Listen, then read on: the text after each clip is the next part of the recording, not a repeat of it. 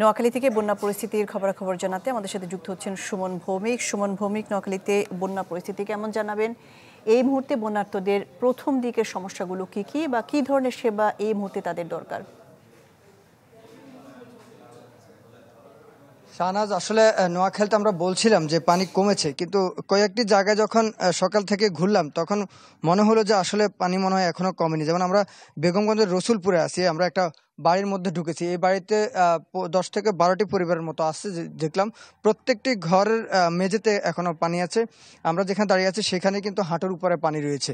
এটা রসুলপুরের একটি এলাকা। এখানকার যিনি চেয়ারম্যান আছেন, আমরা তার সঙ্গে কথা বলেছিলাম। তিনি আমাদেরকে বলেছেন যে এখানে প্রায় 20,000-এর মতো পরিবার এখনো পর্যন্ত পানি তিনি মসজিদে রয়েছে। অর্থাৎ যতগুলা রাস্তাঘাট আছে প্রত্যেকটা রাস্তাঘাট এখনো পানির মধ্যে ডুবো আছে, এবং কিছু জায়গায় যেহেতু পানি কমেছে সে জায়গার রাস্তাঘাটগুলোর কিন্তু অবস্থা খুবই ভয়ঙ্কর হয়ে রয়েছে এবং পুরো কার্পেটিং উঠে গেছে রাস্তাঘাটগুলোতে। আর এখনো বাড়ির মধ্যে অনেকে রান্নাবান্না করতে পারেনি। যাদের অবস্থা হয়তো রয়েছে তারা হচ্ছে সিলিন্ডার ইউজ করে হয়তো রান্নাবান্না করছে। এখনো অনেক জায়গা থেকে কিছু ত্রাণ আসলে হয়তো চলতেছে, এরকম কয়েকটি আমরা এলাকায় গেছি।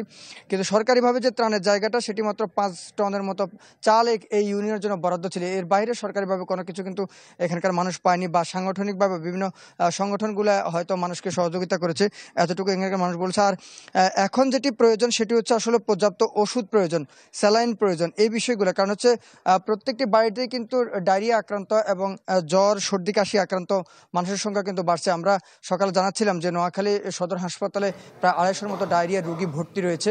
সেখানে কিন্তু ওষুধের সংকটও কিছু দেখা দিয়েছে। যদিও প্রশাসন বলছে যে ওষুধে তেমন একটা সংকট নেই, যদিও সেটি বলছে, তবে প্রত্যেক জায়গায় কিন্তু এখন যেটি দরকার সেটি হচ্ছে পানি বিশুদ্ধকরণের ট্যাবলেট এবং হচ্ছে স্যালাইন খুব বেশি প্রয়োজন। একই সঙ্গে আসলে এখন যেহেতু ঘরবন্দি রয়েছে মানুষ, সেখানেও ত্রাণ পৌঁছানো খুবই প্রয়োজন। শাহনাজ।